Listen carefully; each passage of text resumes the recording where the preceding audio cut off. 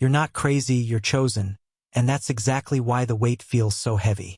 What they don't tell you about being set apart is that it comes with hidden battles few will ever see and fewer will ever understand. You walk into rooms and instantly feel out of place, not because you're antisocial, but because your spirit senses what others overlook. Discernment has become both your gift and your burden. It's a quiet ache to know too much, to feel too deeply, to carry prophetic insight in a world that celebrates surface. And while people admire your strength, they have no clue about the private wars you fight just to stay sane, just to stay pure, just to stay surrendered. One of the most hidden struggles chosen believers face is isolation. Not the kind that's obvious, but the kind that creeps in even when you're surrounded by people. You feel unseen, not because you're invisible, but because your calling makes you spiritually unrelatable. Like Joseph in Genesis 37, your dreams offend people who haven't even discovered their own.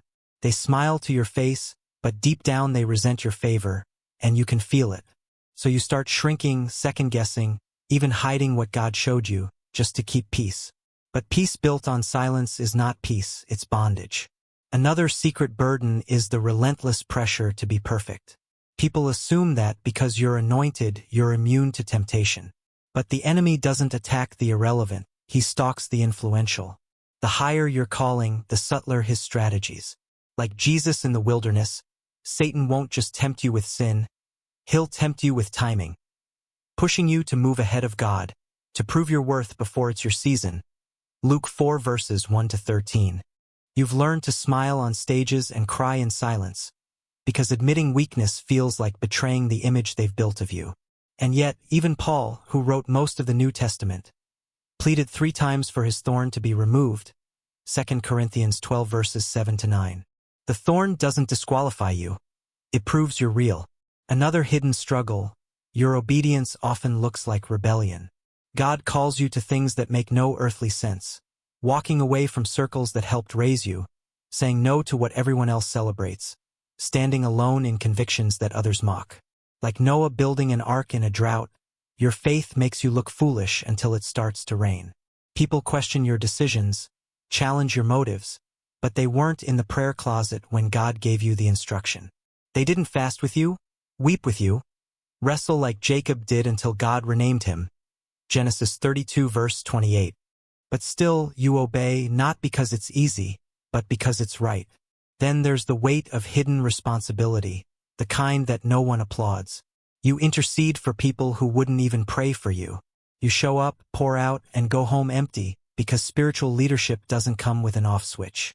You're the one they run to when crisis hits, but who do you run to? Most days you carry others' burdens without them even knowing. Like Moses on the mountain, holding up his arms so the people below could win, Exodus 17 verses 11-12, you fight battles in secret that manifest victories in public.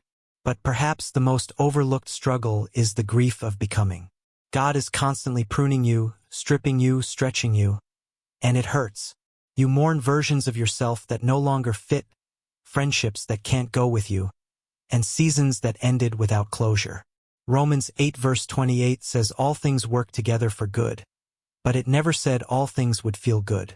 The process of becoming who God called you to be will break your heart 1,000 times, but each crack is where His light gets in. So if you're feeling stretched, misunderstood, or just plain tired, good. That means you're not playing church, you're actually walking with God. Don't run from the pressure. It's proof you're being shaped. Don't apologize for your oil. It cost you everything.